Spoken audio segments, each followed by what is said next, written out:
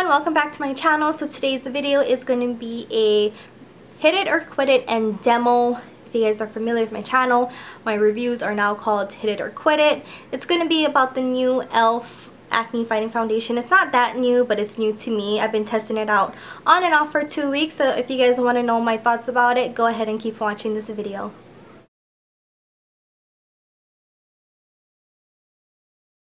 Before filming, I already washed and primed my face. I used my regular daily wash Bee Venom one from Nature Republic.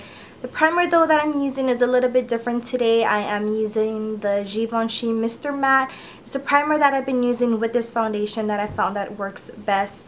Foundation primers that I used in the past was the Baby Skin and the Too Faced oil-free one, and I just found that those just does not help with this foundation at all. So the Givenchy Mr. Matte, it's an okay product. It's the one that just works better than the other two that I have with me. So the two different type of applicators I'll be using in this demo video, or the demo part, is going to be the round top kabuki from Sedona Lace. This is the 480 brush and it just looks like that. It's one of my favorites. And then I'll be using a beauty sponge. This is the Real Techniques beauty sponge.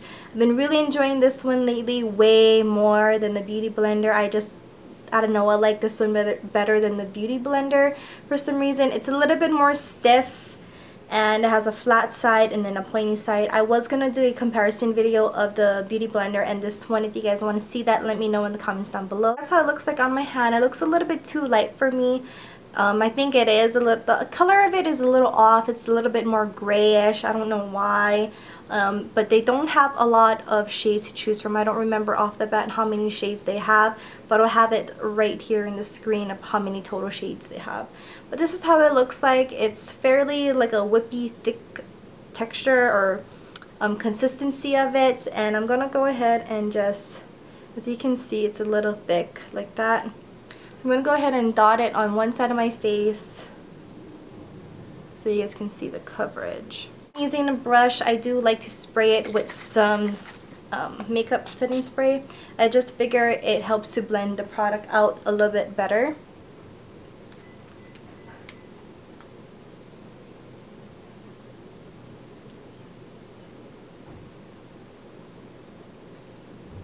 Yeah, the color looks a little off on camera.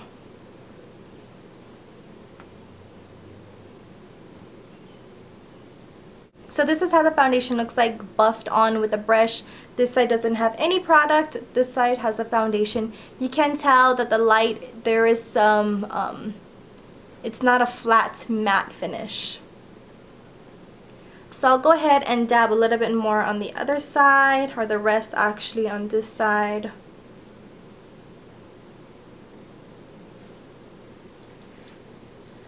Then I'll go ahead and blend it with the makeup sponge on the flat edge. And my makeup sponge, it is damp. I'm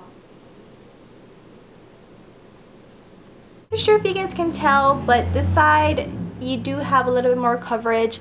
I do still see some redness peeking through on both sides, but the brush side did cover up more redness around my nose. The sponge side is a more light to medium coverage. This side is more medium. I wouldn't say full because you still can see some pigment from my acne scarring here and redness around my nose.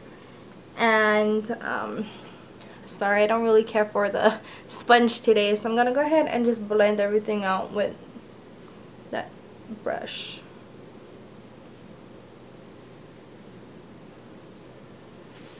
So the finish of it without me setting is going to be a satin finish. It's not really dewy. It is a satin finish because you can see light reflecting on the high points of my face, which is my nose, my cheekbones. You still see discoloration under my eyes. It's not covering it up that much.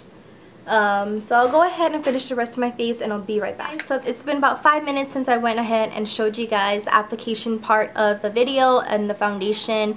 This is how my skin looks like after I applied my concealer, my powders, my blush, my everything. And you guys do notice that it's not as satiny. It's a little bit more matte. You still see some reflection from the light hitting the high point, so there is still a dimension to it. I feel it's not a flat matte finish. So this is going to be a hit it or quit it. So some pros to this foundation is that I do like that they're affordable. It's only $6. You have, I believe, 1 fluid ounce. I'm not too sure. I threw away the packaging, but I'll have a link down below directly to e.l.f. This is not a sponsored video. But then again, pros, it's very affordable. The packaging I love. If you guys are familiar with my channel, I do enjoy squeezy tubes like this because they're so travel friendly and they're just durable. I feel they're not going to break on you. It's plastic. Packaging is sleek. It's not even that fat. It's very compact. Other pros to it is that I did find that it was very blendable. I wouldn't say it's coverage wise is that like buildable, because I feel it'll look cakey because it's a pretty thick consistency. Depending on the finish you want and the coverage you want, if you want a light to medium and you want more satiny, I would say use a sponge applicator. If you want a more coverage look, go ahead and use a dense kabuki brush. Make sure the bristles is synthetic like the one I use in this video, which is a Sedona Lace 480. I love these brushes. I'll have a link down below for them. So yeah. Couple cons to it is though that the shade selection is a little bit whack. I don't think they have, in my opinion, a lot of shades to choose from, and it's very off. It's kind of hard to choose online the swatches that they have. In this one I have the shade Sand because it was kind of like towards the darkest shade selection that they did have, but it does look a little bit gray on me when I first apply it. I must agree with that. But once I go ahead and add some bronzer, my finished powders, it does look okay. You guys can be the judge of it. You guys can tell that I still have that breakout right here and it didn't really cover that up. My breakout area is very bad right now, so for it being an acne fighting foundation, I didn't see it helping any of my current acnes or my like breakouts, and I didn't see it helping to prevent any more. But I didn't have my skin like react to it in a very bad way, if that makes sense. If you guys saw my other videos, there's a couple of foundation I tried in the past where I just could not even go on a day with using because my skin just broke out and it was like really itchy and red. This one didn't happen with me. There is a scent to it, but it's very, I can handle it. It smells like tea tree oil, not tea tree oil, but whatever, tea tree and aloe. There's not that much like a chemical smell to it, like how the Revlon Color Stay has like that foundation smell. This one doesn't have that. And another thing I do like about it is e.l.f. is cruelty free, so that's a big plus. They're $6 again. I think I'm repeating the pros, but yeah, I don't have anything else to say about the product. Is it a hit it or quit it? I do think this is a hit it.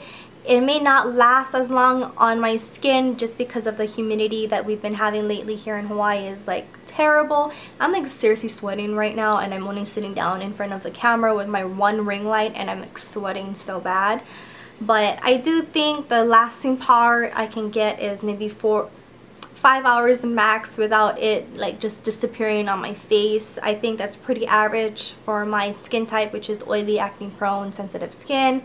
So yeah, that's my overall thoughts about the e.l.f. Acne Fighting Foundation. If you guys found this video helpful, don't forget to go ahead and give this video a thumbs up. Click on that subscribe button so you guys are notified of future videos from me.